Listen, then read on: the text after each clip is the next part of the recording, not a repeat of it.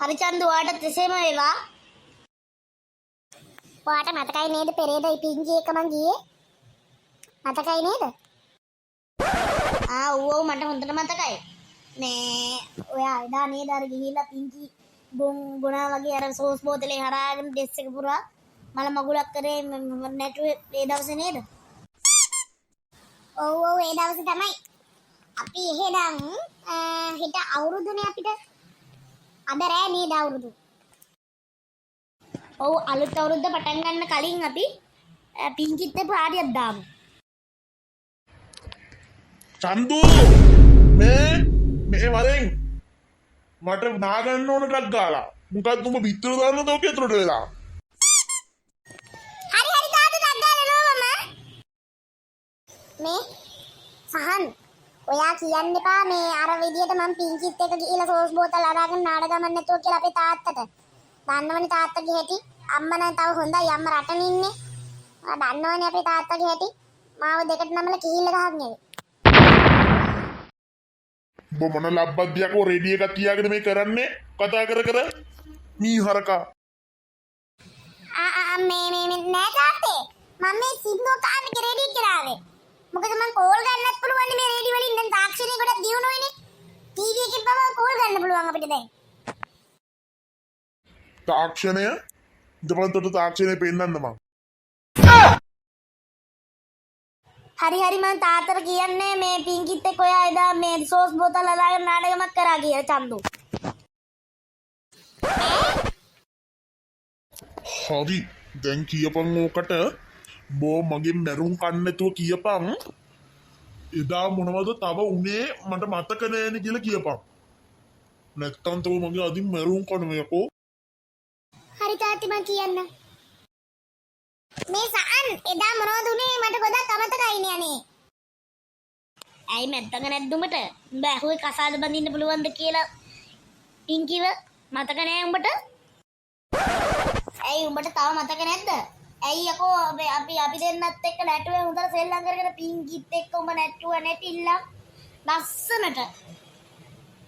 සුපිරියට නැටුවා.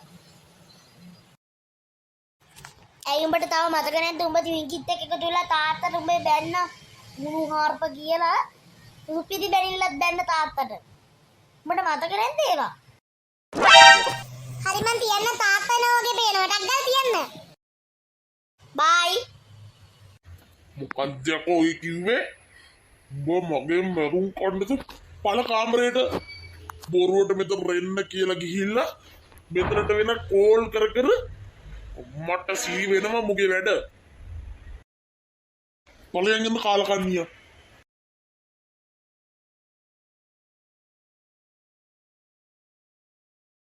හරි දැන් උඹ කියපන් ඇයි කියලා.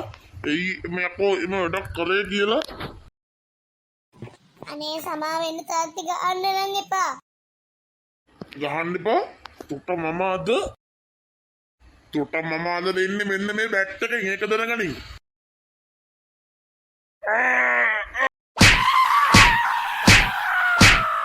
මාව හොස්පිටල් ගෙනියපන් මොකේ කරේ සාන.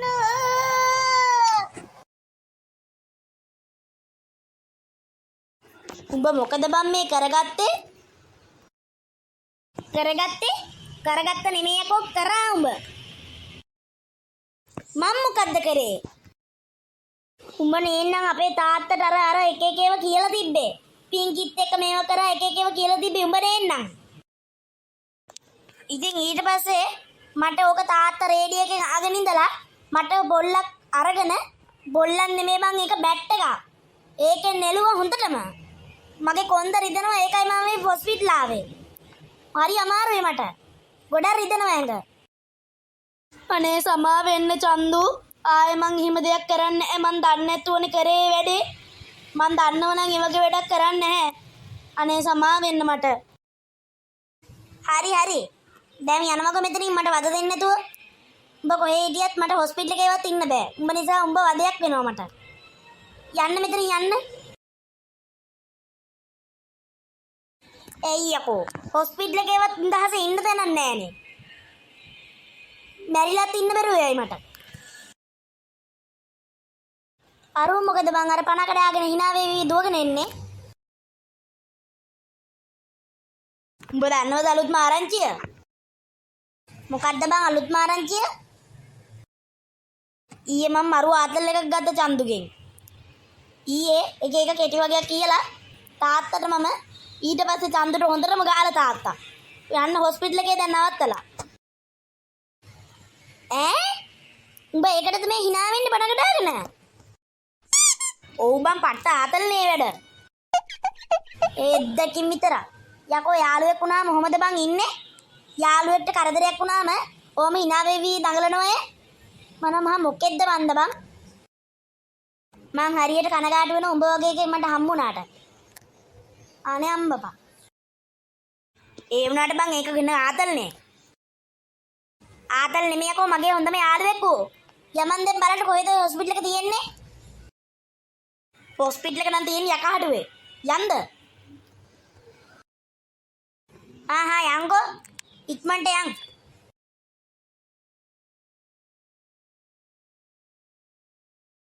ඈ මොකද්ද බං ඔබට මේ උනේ? චන්දිම මොකද උනේ කියලා දහන්නේ? මුලින්ම මට අරුගෙන් ගෝල් එකක් ආවා. අර ගෝන් සහනගෙන්. ඊට පස්සේ මම ඒක ආන්සර් කරන්න බෑනේ තාත්තා ඉන්න තැන. මම ගියා ටොයිලට් එකට. ටොයිලට් එකට ගිහලා ලැප්ටොප් එකේ ඉඳගෙන මම කෝල් කරා. මං ෆෝන් එකෙන් නෙමෙයි ගත්තේ රේඩියෝ එකෙන්. මොකද දැන් තාක්ෂණය ගොඩක් දියුණුයිනේ. ඊට පස්සේ තාත්තා දොර කඩාගෙන ඇතුළට ආවා. මලකෙලියක් කියන්නේ. ඊට පස්සේ තාත්තා ඇවිල්ලා අර මොකද පින්කිගේව සේරම අහගෙන හිටියා. කරපු දේවල්. ඊට පස්සේ තාත්තෝ කහගෙන ගිහලා කාමරේට ගිහලා නෙළුවා නෙලිල්ලම් මට ආයෙ නැති වෙන්න මට. දැන් මොකද්ද කරන්න කියලා මං හිතාගත්තේ මගේ කොණ්ඩ ඔළුව සේරම රිදෙනවා බං. ගැව්වේ SMS එකකින් නෙමෙයි බැට් පොල්ලකින්. ඒක මට වඩා ලොකුයි. ඒකකින් ගැව්වේ මං ඉවරයි අද. හොඳ වෙලාවට උඹේ තාත්තා ගහලා මැරුන් නැතුව බේරිච් එක.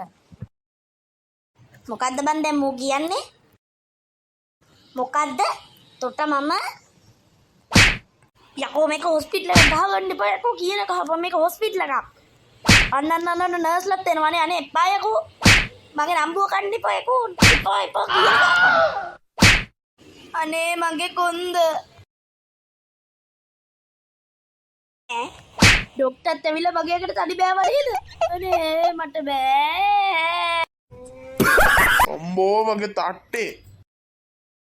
අඩේ මුන් ඉඳලා තියෙන්නේ බොරුවට මෙතන. අද මුන්ට මම පෙන්නනවා මං කවුද කියලා. එනවා මෙතන මාව විහිළුවකට ගන්න.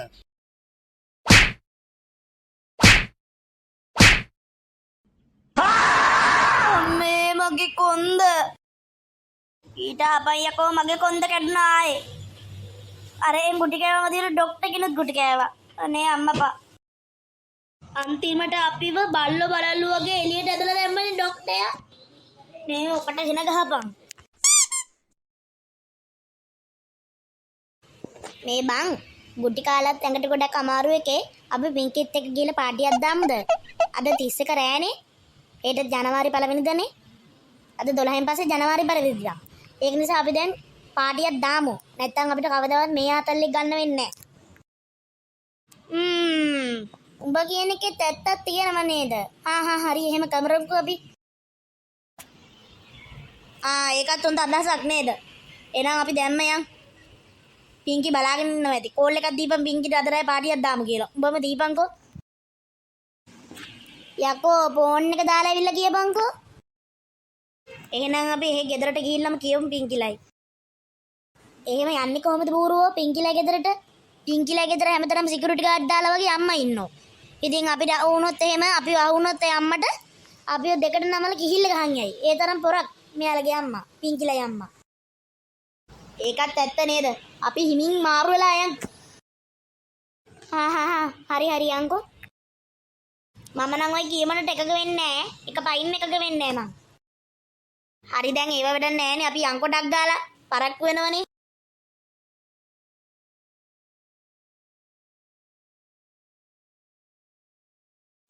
හරි යන්න හොඳ වෙලාවට පැනගත්ත ගේ ඇතුළට. දැන් අපි පින්කිව හොයමු කොහෙද ඉන්නේ කියලා. හොයමුකෝ. යමන්ටක් ගන්න නැත්තම් පින්කිලා යම විතරටත් ඇවිල්ලා අපිට කෙරි. එන යමන්කෝ.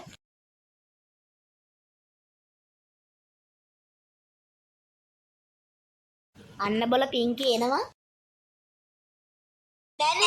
පිංකි අපි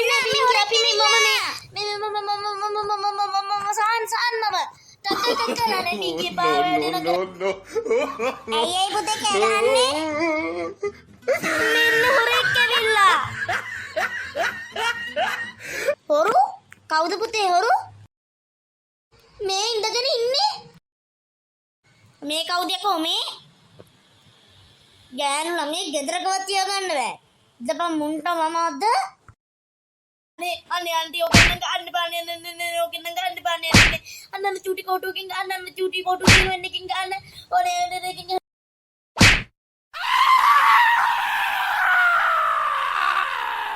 මම දයි බං දෙසැම්බර් 30 කරේ පාටි දාන්න ගියා.